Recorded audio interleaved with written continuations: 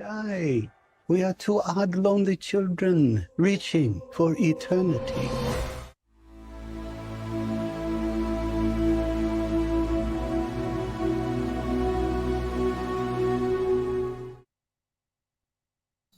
What's going on out there, ladies and gentlemen? We are here to give you guys a movie review.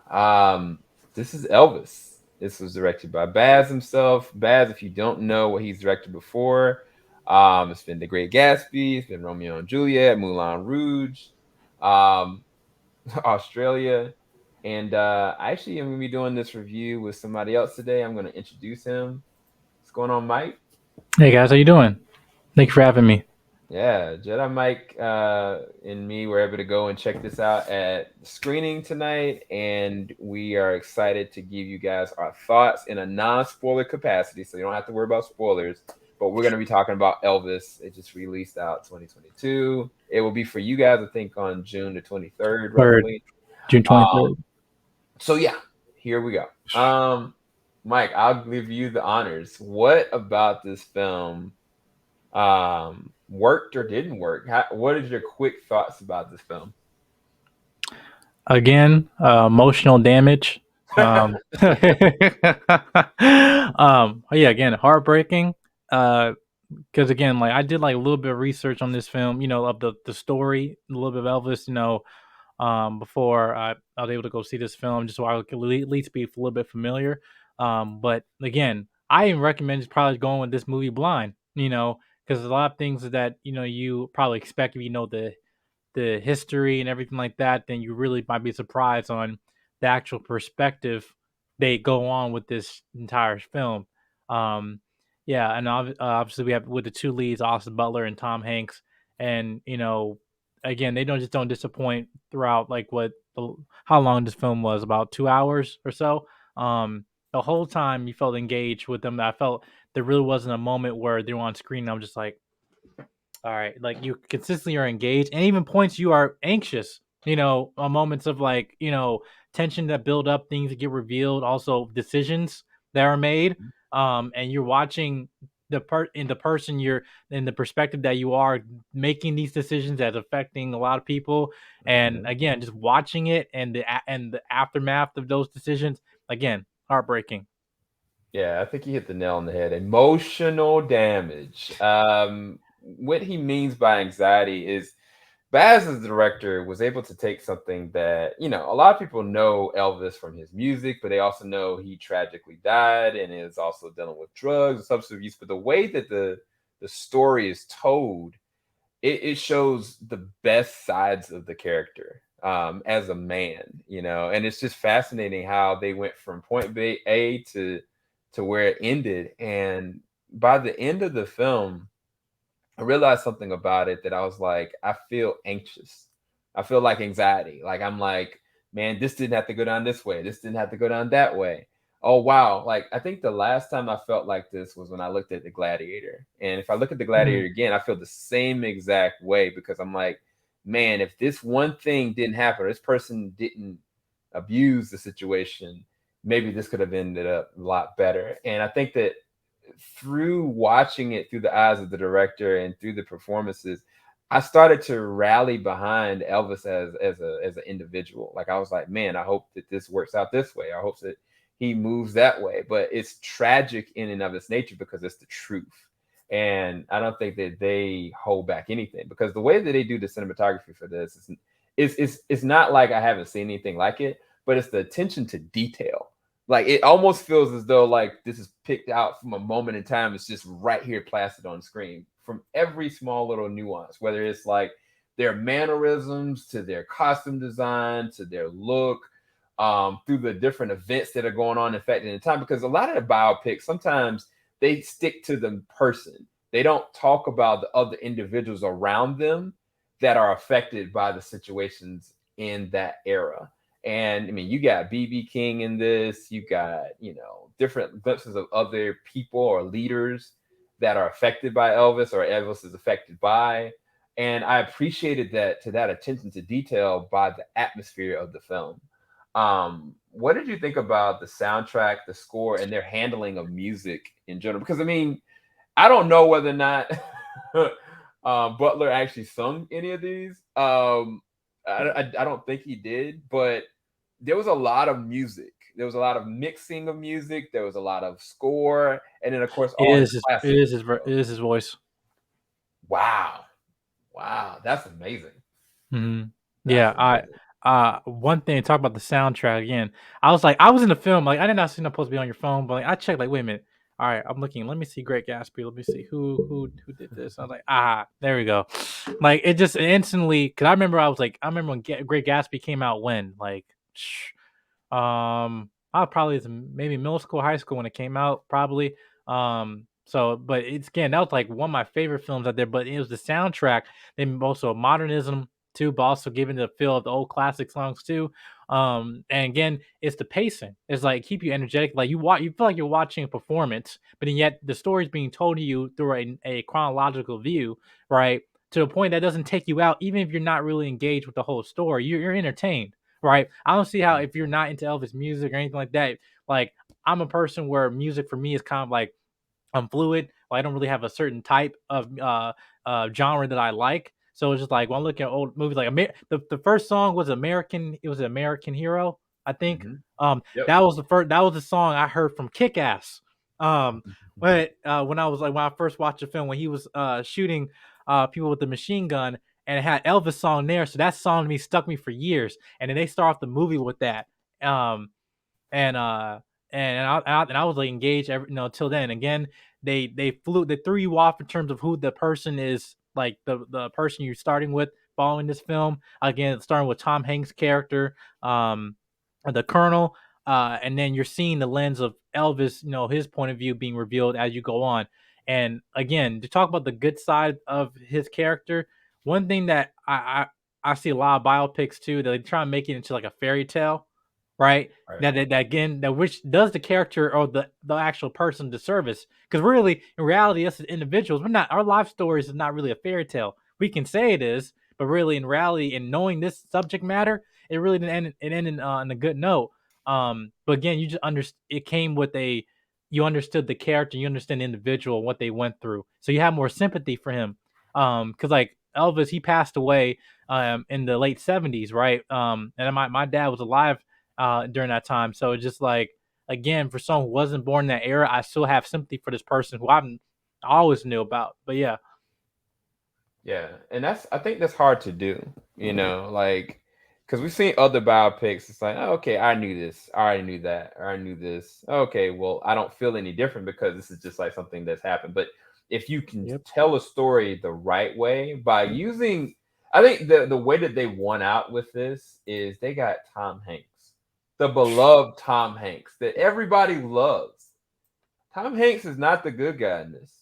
He is the And it's antagonist. so difficult because he's an archetype for good, like for good characters. Like he plays, Right, right. you He know. is the narrator of this story, and the way that his character perpetuates his perspective and the way that he slithers around, um, is hard to watch. Because he is that good. Like he is like he in this movie, like he's an emotionless snake. The only time that he gets emotional on a negative level is when somebody's done something that he doesn't like or something was done without him.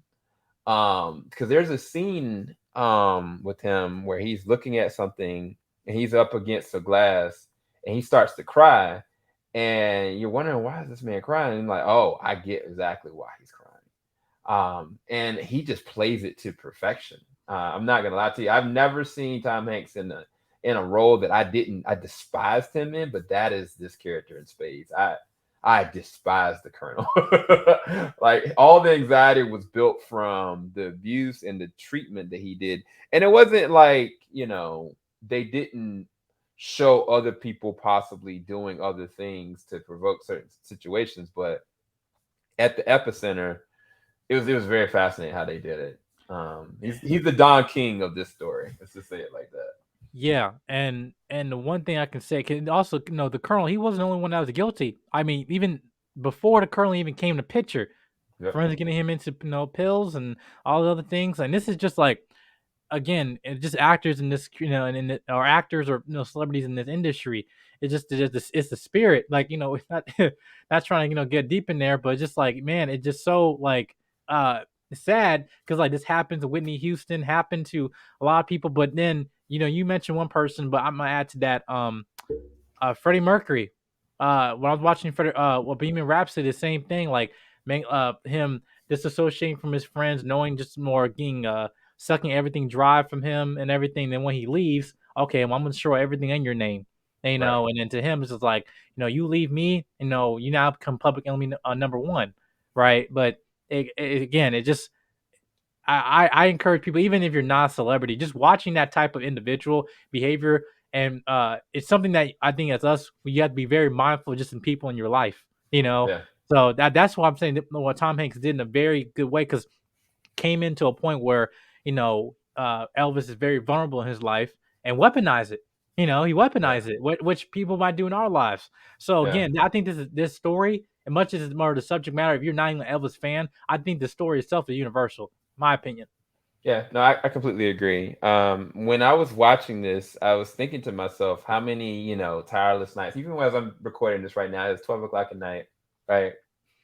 And, I could be in bed with my wife right now or something else like more important than this right here. As much as this, as a critic and doing this is very important, like how much am I pushing into the wrong direction, or who's leading me the right way, kind of thing. And I was like watching this, and I was starting to feel emotions of anxiety because I was like, man, I'm watching a person get disintegrated, doing something they love, doing something they really truly love, but they're Yes. being used, they're being Yes. sucked up, and then they're missing out on so much. You know what I'm saying? And it kind of made me take a step back, like, man, should I be, watching my step? Because it's from the point that you guys see this review to years later on down when you see it, I don't know where, this is all going to go. But if I get to a certain level, or Mike gets to a certain level, we don't want to go down the route that this character goes. Absolutely not. And I think that the way that this was directed, it could have been just a normal biopic, telling the tragic story, showing his good songs. But no, I feel like they're trying to teach a lesson here. Because I started to notice something in this, like when I saw BB King in here, that was played by what's my man that is a great actor. Oh my gosh. Oh, Kelvin Harris Jr. Yeah. Kelvin Harris Jr. He's such a great actor, but I started to notice, I was like, Elvis was really dependent on BB. Like, he looked up to BB, and there were certain people in his life that he really could hear from, but certain circumstances just come up from the business standpoint that you just like, it's almost like, even though those voices are there, they're telling you the right way to go, you're still chasing the chain. You're chasing the snow, so to speak.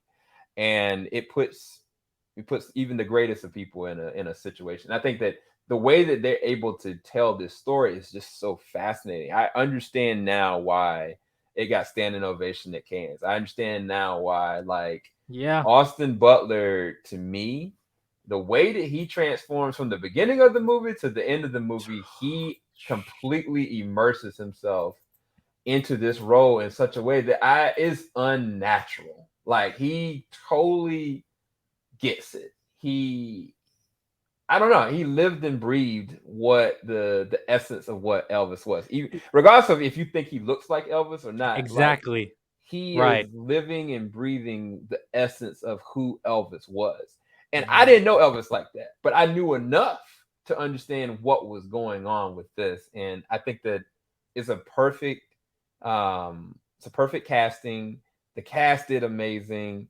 These two amazing actors in this shot do amazing. This is up for award contention. I'll just go ahead and say that right now. Absolutely. Whether both of these men are going to get nominated and the film, all three to me could easily, and I even the script could get a nomination as well. But that's overthinking maybe, but that's where I'm at with it. Yeah. Yeah, and great observation you said, because there's another character here that she gets introduced halfway through the film, obviously, but it's his wife. The actress play Olivia, who plays Priscilla Presley, And even it was her, and also with Kelvin Harris Jr. Like, when you have these two characters that are very influential in your life, and this is what I'm saying from a person, what people can take watching this film, not to give anything away. It's like when someone is speaking to you in your ear in a time of your greatest height, not knowing to realize that, hey, that might be the one extra step might be your tipping off point. Listen to them, Right. right? And I'm just saying that again, you might doing something that you love, but even then, some things that in our passion, we can still have people manipulate us, for what? Like profit, greed, um not just for the love of it. Again, to a point that there was also internal struggle between Elvis and also Colonel, which you'll see in the film. Certain decisions that they make, between each other, and saying, hey, no, I'm gonna go my way, and then, all right, you're gonna do your way, and then see the consequences of those decisions, right? And knowing who is for you in times at your greatest height, when you have all in the times of your highest greatness, who is really for you in your corner, right? And then it's just like, even throughout your life, just like years, to pass on, and the point that, as you doing what you love, what comes with exhaustion, knowing also the importance of rest, to a point like, hey, what are you going to compromise to actually, for you to be on that stage metaphorically, Right. yeah. No, I think that's really good. And also from a music standpoint, if you didn't know Elvis's music and where it derived from, or his appreciation of why he loves music, is so fascinating in film. I'm not going to reveal it, but Yeah.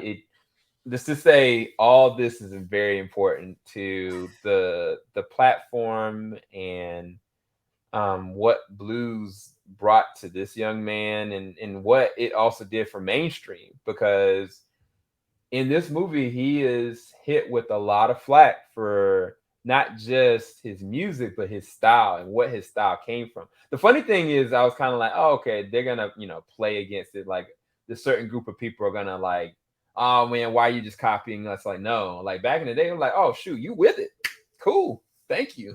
All right, represent us. You're not coming against us, kind of thing.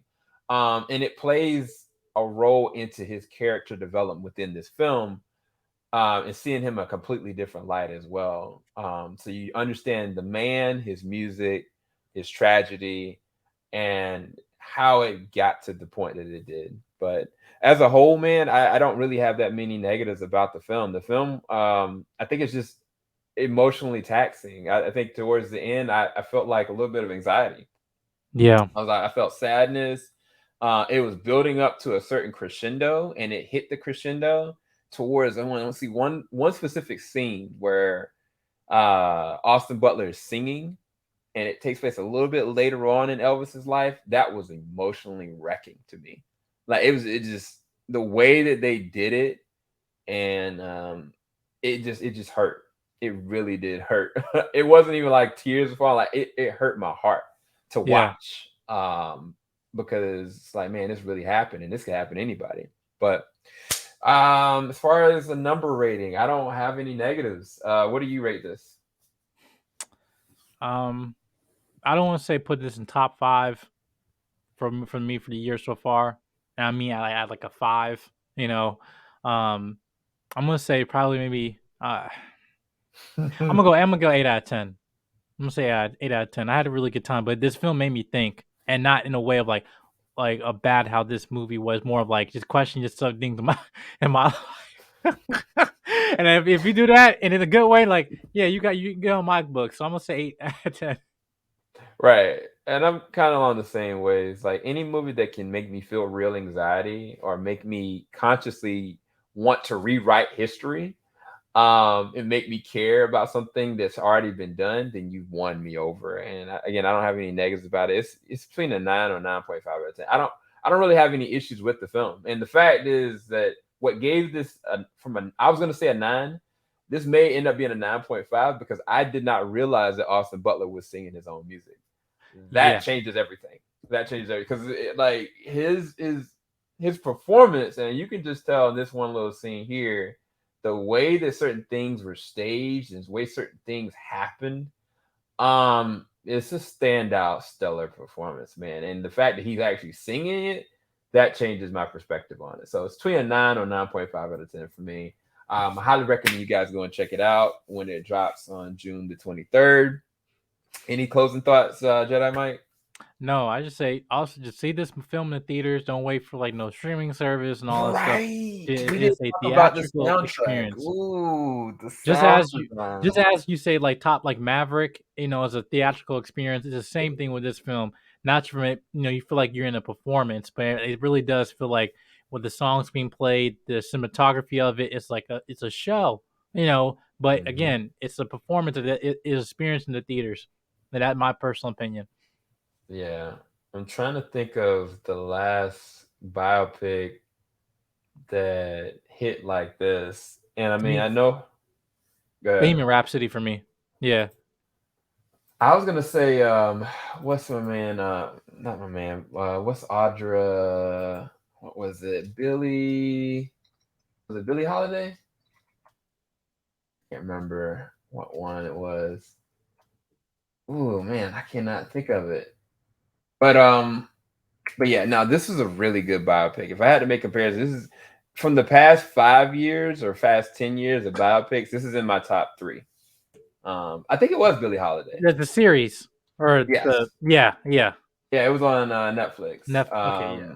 And she got the Oscar for that, I believe, or Oscar. Wait, no, she got a nomination for it. But It was she Hulu. did amazing. Hulu, right? Yeah, right. Yeah. Right. Okay. She did an amazing job with this, but that was pulverizing, but I couldn't pull a lot out of it.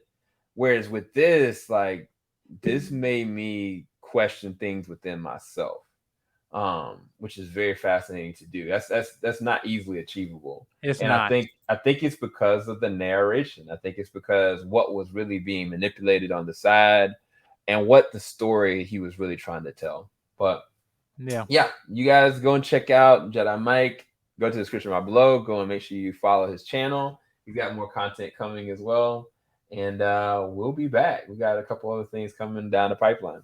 Stay tuned. Peace, Hit people. notification bell. Falling off the top